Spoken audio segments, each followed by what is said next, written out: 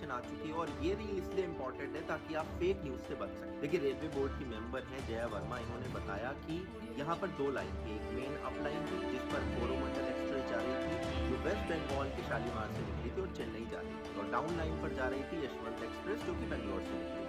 अब up line पर Coromandel express के लिए उस टाइम पर परमिटेबल जो स्पीड लिमिट थी वो थी 130 किलोमीटर पर आवर, और यहाँ पर जो लोगों के अंदर से स्पीडोमीटर निकला है उसके हिसाब से उस टाइम पर ये 128 किलोमीटर पर आवर की स्पीड से चल रही है। एक्सीडेंट के जस्ट बाद इस ट्रेन के ड्राइवर ने यह भी कहा है कि उन्हें ग्रीन सिग्नल मिला हुआ था। अभी ये ड्राइवर साहब काफी सीरियस हालत में। ये ट्रेन अपनी अप लाइन से साइड होते हुए अप लूप लाइन पर चली जाती है जहां पर एक आयरन ओर से भरी हुई एक गुड्स ट्रेन खड़ी थी जिस पर ये ट्रेन जाकर चढ़ जाती है। अब चूंकि आयरन ओर काफी हैवी होता है इसलिए सारा का सारा इम्पैक्ट कोरोमंडल एक्सप्रेस पर ही आ जाता है। वैसे तो कोरोमंडल एक्सप्रेस में LHB कोचेज हैं जिन्हें स्पेशली डिजाइन किया जाता है ताकि वो कैप्साइज ना हो, वो पलटे ना, लेकिन चूंकि इतना बड़ा इम्पैक्ट था और सारा इस पर आ गया 128 किलोमीटर पर आवर की स्पीड से, तो यहाँ पर कोचेज काफी सारे थे जो पलट गए और डाउन लाइन की पटरियों पर भी चले। डाउन मेन लाइन पर यशवंत एक्सप्रेस आ रही थी जो कि बेंगलोर से चल रही थी। इस एक्सप्रेस के काफी सारे डब्बे कट के अलग हो गए जो कि सेफली आगे निकल गए, लेकिन लास्ट के 2 डब्बों में मेजर इम्पैक्ट हुआ जो कि वहां पर पलट गए। तो इस पूरे एक्सीडेंट में कोरोमंडल एक्सप्रेस का मालगाड़ी के ऊपर टकराना सबसे बड़ा रीजन बनता है, जिस पर अभी जांच चल रही है। एग्जैक्ट रीजन क्या है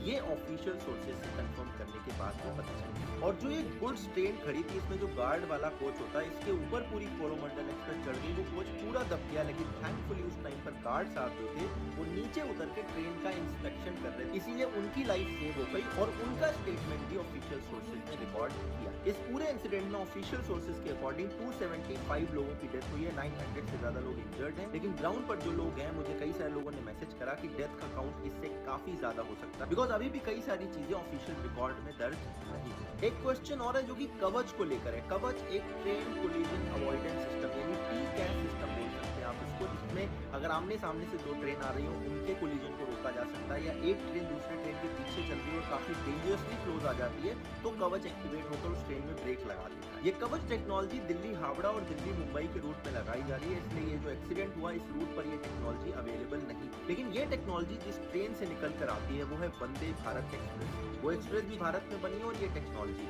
और वंदे भारत एक्सप्रेस के जनक कहे जाने वाले सुधांशु मणि जी का एक पूरा इंटरव्यू पब्लिश हुआ है जहां पर उन्होंने कहा कि उनके हिसाब से जो उन्हें देखकर एक्सीडेंट को लग रहा है अगर यहाँ पर कवच टेक्नोलॉजी होती तब भी शायद इस एक्सीडेंट को रोका नहीं जा सकता था, क्योंकि इस पर्टिकुलर एक्सीडेंट में 2 ट्रेनों की चलते हुए टक्कर नहीं हुई, बल्कि रीजन ये था कि कोरोमंडल एक्सप्रेस अपनी पटरी से उतरकर मालगाड़ी में टकरा गई। अब ये क्यों हुआ इसके पीछे तो जांच चल रही है, लेकिन सुधांशु जी का कहना है कि कवच होने के बावजूद भी ट्रेन को डिरेल होने से रोका नहीं जा सकता। एक सवाल और उठ रहा है कि क्या रेलवे वाले सेफ्टी को लेकर आजकल कम ध्यान देते हैं, बस नई ट्रेन लॉन्च करने पे ध्यान देते हैं। देखो रेलवे में कई सारी प्रॉब्लम हो सकती है, लेकिन सेफ्टी पर जो उनकी प्रायोरिटी है वो डेफिनेटली सबसे हाईएस्ट नंबर पर आती है। अगर आप डेटा उठाकर देखेंगे पिछले कई सालों में कितने ट्रेन एक्सीडेंट भारत में हुए हैं तो वो ग्राफ लगातार नीचे जा रहा है। पिछले 2-4 साल से नहीं बल्कि 10-20 साल का पूरा ग्राफ नीचे ही जा रहा है। इसका मतलब है कि रेलवे सेफ्टी को एक प्रायोरिटी पर रखता है। अब देखो रेलवे में प्रोग्रेस स्लो है, रेलवे की ट्रेन स्लो रहती है, देर में आती है, बहुत सारी प्रॉब्लम है। मैंने खुद रेलवे की इन प्रॉब्लम पर एक वीडियो बनाया हुआ है, लेकिन ये कहना कि रेलवे वाले सेफ्टी पर ध्यान नहीं देते ये कहीं ना कहीं सही नहीं। एक और सवाल इस पूरे इंसिडेंट पर उठ रहा है जो कि थोड़ा सा पॉलिटिकली चार्ज है, इसलिए इसका जवाब आप दीजिएगा। यहाँ पर सवाल ये है कि क्या रेलवे मिनिस्टर को इस एक्सीडेंट की नैतिक जिम्मेदारी लेते हुए रिजाइन कर देना चाहिए। अब यहाँ पर भी देखिए 2 पक्ष, एक कहता है कि बिल्कुल रिजाइन कर दो, पहले भी बहुत सारे लोगों ने ऐसे रिजाइन करा है। दूसरा पक्ष ये कहता है कि भाई अभी एक्सीडेंट हुआ है, अभी वहाँ पर जो घायल है उनकी देखभाल हो रही है, जो डेथ है उनके बारे में बात कर रही है और वहाँ पर कैसे हुआ क्या हुआ इसके लिए रेलवे मिनिस्टर ग्राउंड पर है। अगर वो रिजाइन कर देते हैं तो कहा जाएगा कि वो कहीं ना कहीं अपनी जिम्मेदारी से भाग रहे हैं। वहीं तीसरा पक्ष ये कहता है कि ठीक है अभी रिजाइन मत करो, लेकिन आगे चलकर एटलीस्ट नैतिक तौर पर उन्हें अपना रेजिग्नेशन सबमिट करना चाहिए। अब वो एक्सेप्ट होता है नहीं होता है ये आगे की बात है। आप क्या सोचते हैं इसके बारे में कमेंट में जरूर बताइएगा। अभी एग्जैक्ट इस मोमेंट की बात करें तो जो घायल लोग हैं उनका इलाज चल रहा है और जो बाकी लोग इन ट्रेनों में थे उनको अलग अलग ट्रेनों से घर भेज दिया। इस पूरे इंसिडेंट में एक ह्यूमैनिटेरियन एंगल भी निकलकर सामने आया। जब रात में इंसिडेंट हुआ तो वहां पर अचानक से हॉस्पिटल्स में इतने घायल लोग पहुंचने लगे कि खून की कमी पड़ गई। तो सिर्फ कुछ घंटों में वहां पर जितने भी यंग लोग थे उन्होंने वहां पर लाइनें लगानी शुरू कर दी ब्लड डोनेट करने के लिए। कुछ ही घंटों में